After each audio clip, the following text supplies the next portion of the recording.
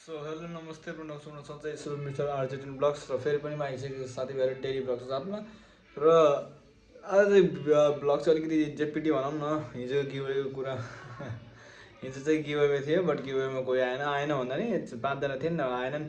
केही छैन सायद डायमन्ड कम पऱ्यो होला अब होइन। अब 5.5 पनि को लिन आउँछ त नि आजकल त 500-600 डायमन्ड लिन आएपछि बल्ल खेल्न आउँछ नि यता आउँदैनन्।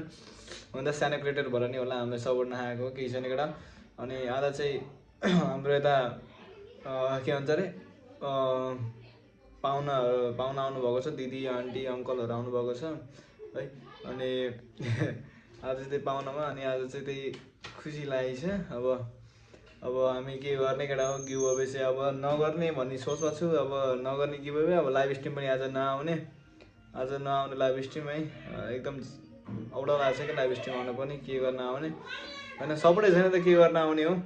त्यही साथीभाइहरू अब फेस क्याम लाइभ स्ट्रिम आयो भने म आएँ न यता आउँदैन साथीभाइहरू। त्यही हो गाइस। आज चाहिँ 1 मिनटको भिडियो छ, 1-2 मिनटको भिडियो हुन्छ अनि आइएम सरी भन्न चाहन्छु। र अरूभन्दा नि गाइस छिटोभन्दा छिटो गाइस 300 वाच टाइमहरू पुगाइदिनुहोस् फटाफट, त्यही भन्न चाहन्छु म। अनि त्यही हो गाइस, एकदमै झ्याउ लाग्छ क्या। Thanks for watching guys, love you all. यो ब्लग चिपिटी ब्लग आएको छ, आइएम सरी।